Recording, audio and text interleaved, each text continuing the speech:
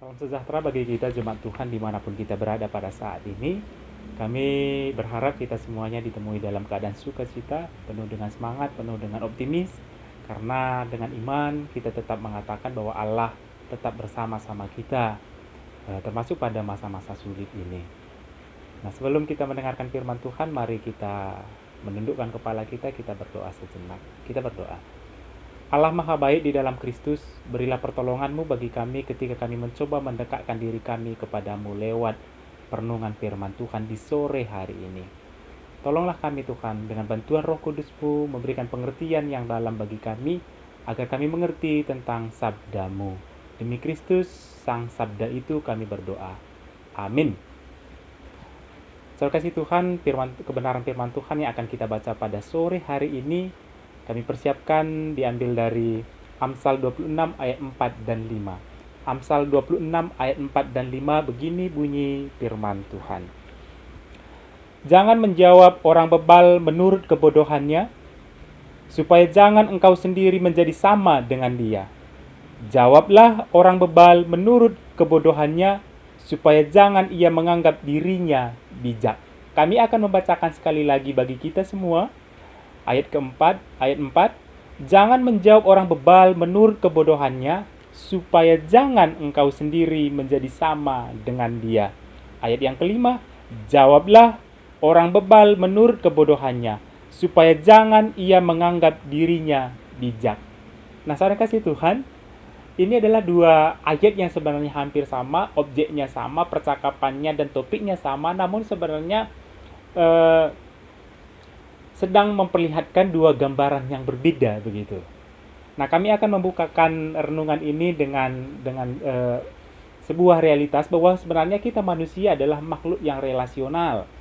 Sebagai makhluk yang relasional yang selalu berhubungan dengan orang lain, kita kerap berhadapan dengan orang-orang yang menurut kita itu sulit untuk kita hadapi. Yang kadang-kadang tidak sama karakternya, yang kadang-kadang di luar dari kontrol kita. Namun yang sebenarnya bisa kita kontrol adalah bukan diri mereka, namun respons kita terhadap mereka. Nah, itu adalah sebuah seni hidup yang sebenarnya menarik untuk kita dalami seperti yang dipaparkan oleh Amsal ini tadi. Sahabat kekasih Tuhan,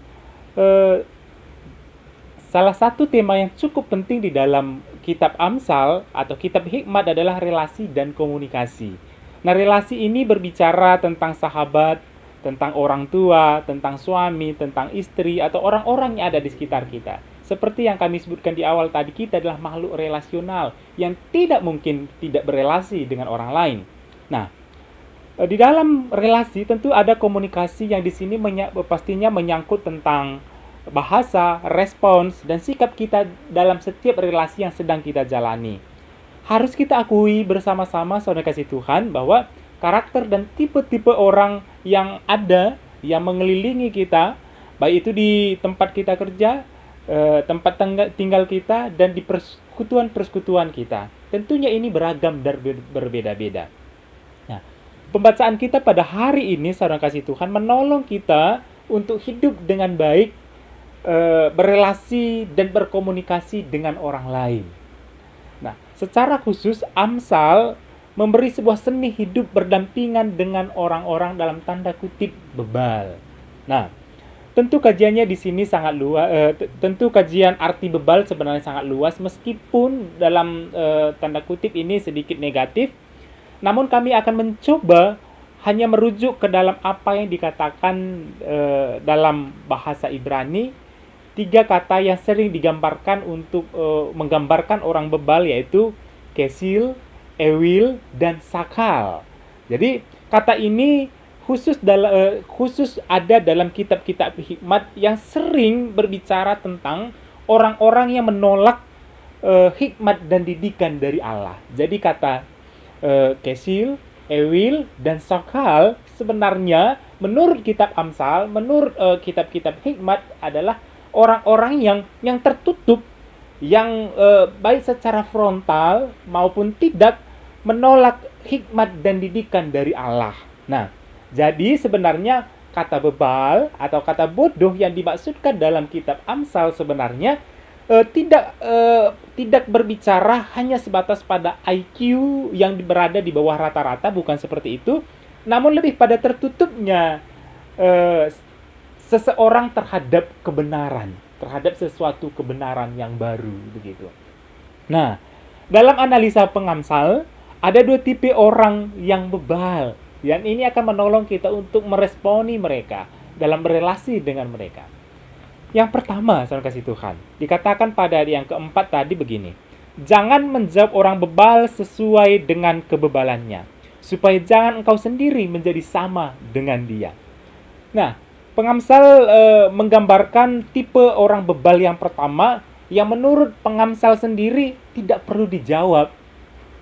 Karena apa? Karena jika dijawab, ini akan menggiring kita sama seperti dirinya begitu. Nah, ini menarik sekali bagaimana pengamsal menolong pendengar, menolong para orang yang mencari hikmat pada waktu itu untuk bagaimana hidup dengan baik ketika pun kita harus berurusan dengan orang-orang dalam tanda kutip bebal, kita sudah tahu kuncinya. Nah, tampaknya pada bagian ini pengamsal menggambarkan orang yang pertama ini tadi, kita harus diam saja, tidak perlu meresponinya begitu. Lebih jauh tipe yang satu ini tampaknya memang benar-benar kecil peluangnya dalam menerima kebenaran baru. Pemikirannya sudah tertutup, cakrawalanya sudah tertutup, dia merasa dirinya sudah penuh dan tidak perlu ada lagi yang ditambahi. Dia tidak merasa ada yang kurang di dalam dirinya, sehingga inilah yang membuat dirinya tertutup terhadap kebenaran.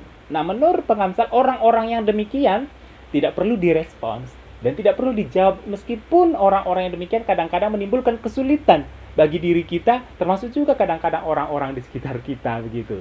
Nah, menarik sekali pengamsal mengajak pendengarnya pada waktu itu untuk diam saja, tak perlu dijawab.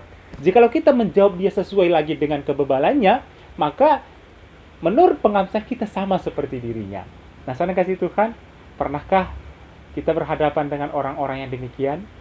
Atau jangan-jangan kita salah satu di antaranya begitu? Mudah-mudahan tidak. Yang kedua, pengamsal mengatakan begini. Ayat yang kelima dikatakan begini. Jawablah orang bebal menurut kebodohannya, supaya jangan ia menganggap dirinya bijak. Nah, ini menarik sekali.